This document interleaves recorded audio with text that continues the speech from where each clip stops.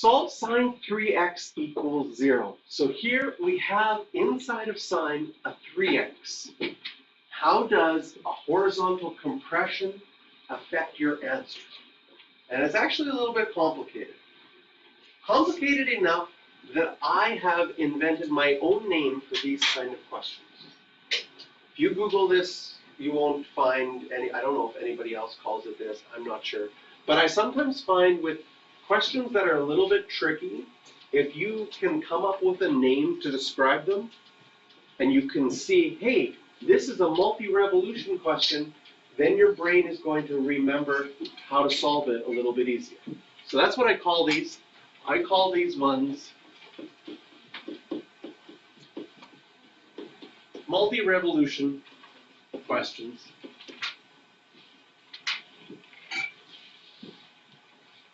And you'll see why I call them multi-revolution questions in a second. And because multiple revolutions will spring up if you put too many of these on the test. No. So if I'm going to write out the steps here on the side, and we're going to do it as we go. So step number 1, we are going to rewrite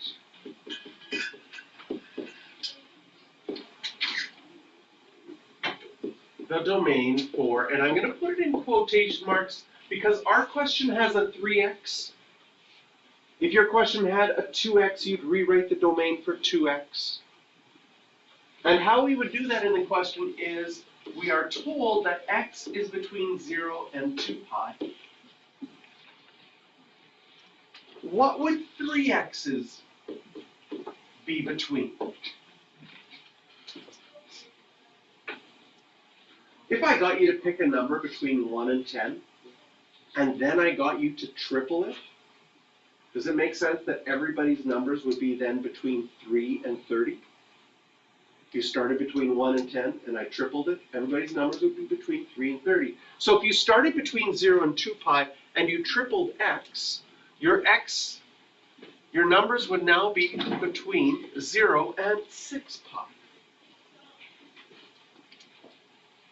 And 0 and 6 pi, if I take my circle out, that's 1, 2, 3 times around. Hence the multi-revolution, because we're solving things now more than once around your circle. Second step, we are going to solve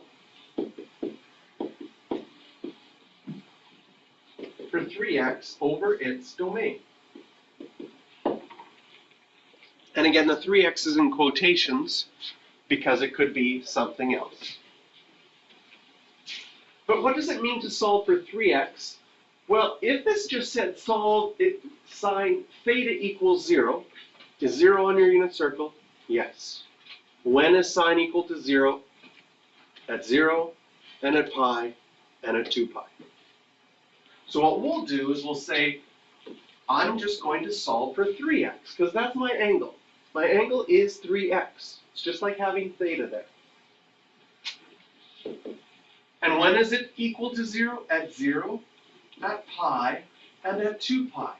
But can you see that that's only once around?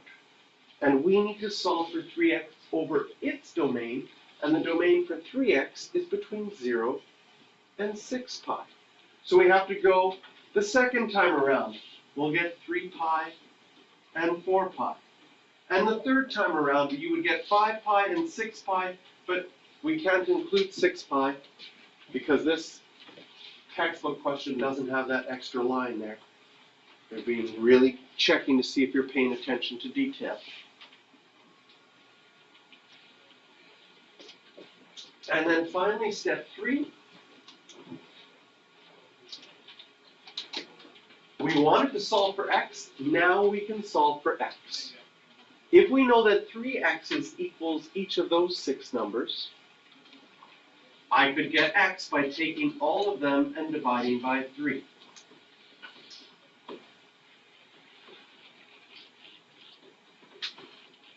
So I just take all 6 answers, divide them by 3, and if you look, all 6 of those answers are between 0 and 2 pi, just like we wanted to begin with. So this is called a multi-revolution question. For part B to this question, if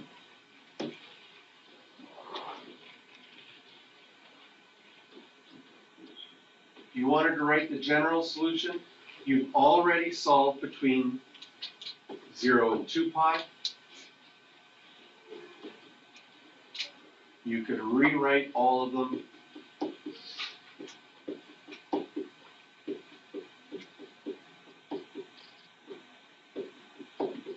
and add 2k pi to each of them.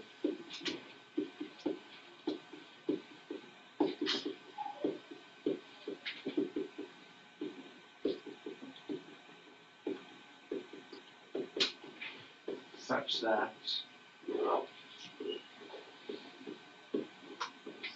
k is an integer.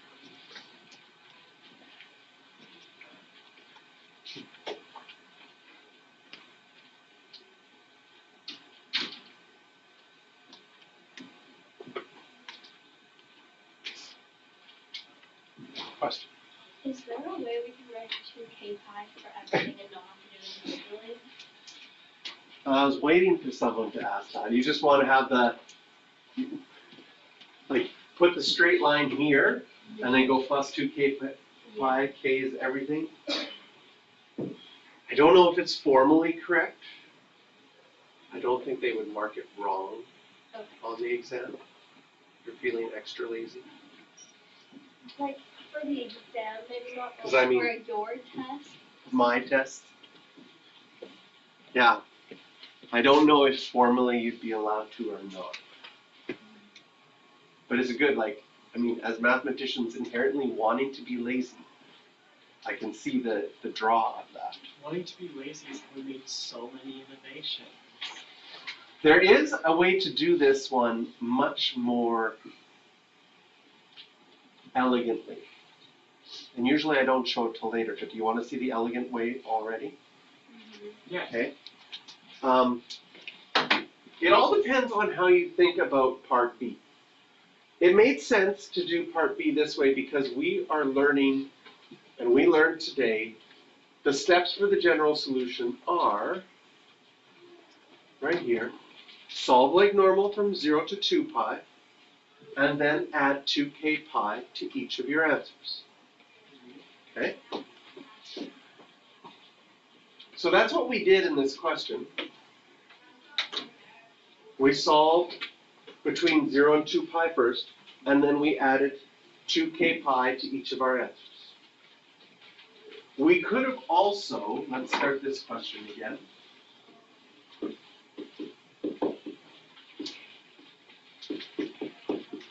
If you started with a general solution,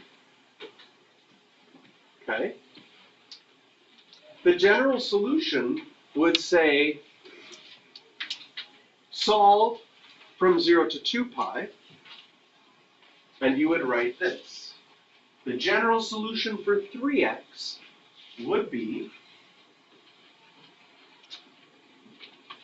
0, pi, and 2 pi, which, if you wanted to be elegant, could all be combined as 0 plus k pi.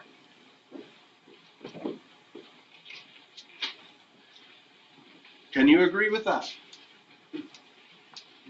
That, like, my answers are 0 pi and 2 pi, and they keep going, 3 pi, 4 pi, 5 pi, 6 pi, 7 pi.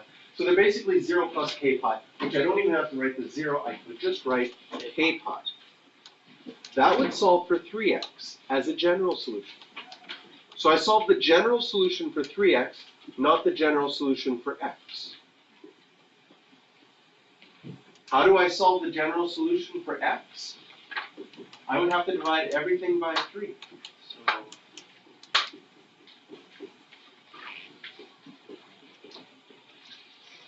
that's a lot more elegant than what we did at the beginning. Oh yeah. Does it work? Check out the comparison. When k is 0, you see that I get 0. Yep. So I would get all of those answers. Yep. When k is 1, I get pi over 3. I would get all of those answers. When k is 2, I get this one. When k is 3, I get this one. 4, 5, and when k is 6, it would go back to this one again. Yep. And get all those answers combined in one. So in mathematics, when you learn two different ideas, like we learned general solution, solve between 0 and 2 pi and add 2k pi, and we learned multi-revolution, sometimes you can combine two ideas and come up with a third method of doing something. And so here, I came up with the general solution for 3x. And then use that divided by 3 after to get the general solution for x. But we probably shouldn't be doing this on the exam. Yeah, no, that's fine. That's great. Question number 10 for practice.